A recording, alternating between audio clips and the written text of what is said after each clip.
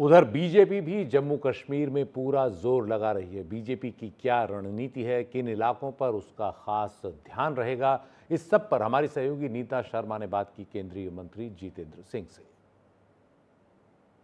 हमारे साथ minister of state हैं मिस्टर जितेंद्र सिंह साहब, जो आज यहाँ पर आए हुए हैं। उनसे बात करेंगे कि सर, यहाँ पे भारतीय जनता पार्टी 10 से 12 सीट्स लड़ रही है।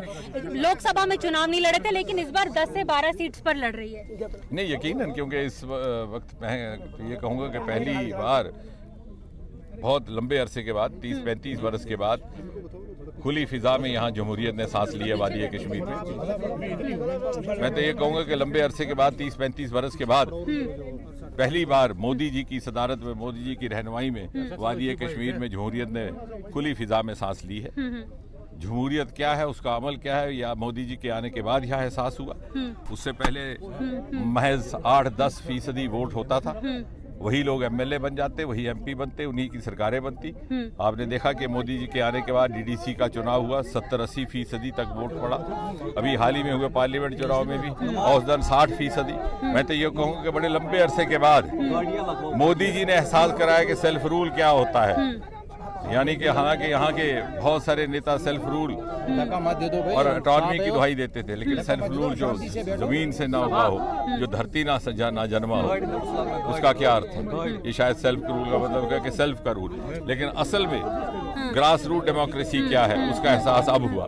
जो लोग खुद मुख्तियारी या ऑटोनॉमी की बात करते थे, उन्होंने खुद मुख्तियारी की आड़ में यहाँ के अवाम को एक खानदान का गुलाम बना दिया। पहली बार जमहूरियत का एहसास भी हुआ है, जमहूरियत का अमल सामने आया है, और लोग बढ़ चढ़ करके इस चुनाव में हिस्सा लेने के लिए सामने आ रहे हैं, क्योंकि I think this is an outlet for their dormant democratic aspiration. Sir, dynastic politics ने भी यहाँ पे काफी काबिज रही है। आज राहुल गांधी भी आए हैं यहाँ पर। दर हकीकत ये जो 10-8% वोट पड़ता था, इसके लाभार्थी भी वही थे।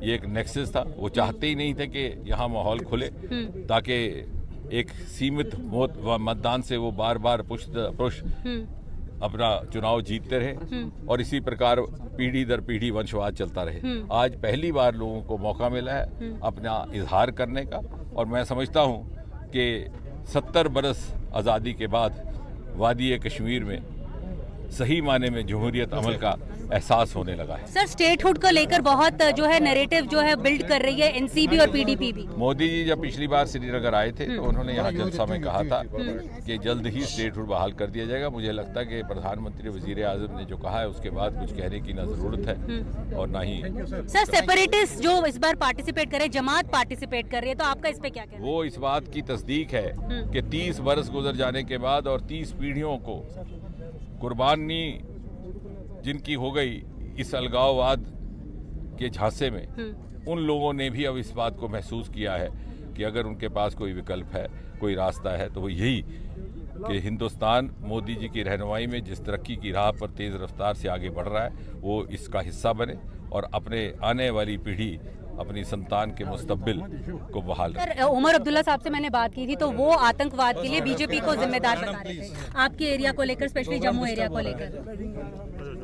नहीं, मुझे तो लगता है इस बात का जवाब देने की भी जरूरत नहीं है। आज वो दो माहौल है कि जब दिल करता है तो यकायक उठ खड़े होते हैं, शाम को 7-8 बजे कबाब खाना है, आदूज में रेजिडेंसी रोड चले जाते हैं। जब मन करता है तो लाल चौक में आइसक्रीम के लिए चल पड़ते हैं। जब उनकी हुकूमत थी, कांग्रेस और नेशनल कॉन्फ्रेंस थी, मरकज में भी और प्रदेश में भी, रियासत में भी, तब वो ये जरूरत ना कर सकते, तब वो सिक्योरिटी गार्डेड कमरों में रहा करते थे। आज मोदी जी ने ऐसा माहौल उनको मुहैया किया है, जब दिल चाहे आइसक्रीम के लिए लाल चौक निकल पड़े, जब दिल चाहे कबाब के लिए रेजिडेंसी। आप शेर व शायरी बहुत करते हैं, आप आज की फिजा के बारे में क्या कहेंगे कश्मीर में? मैं तो ये कहूँगा कि ये जिस तरह से वादी कश्मीर तो हमेशा इसका मंजर खूबसूरत भी था, हसीन भी था, लेकिन आज खुशबू का रंग बदला है, क्योंकि जमहूरियत का एहसास आज पहली बार हुआ।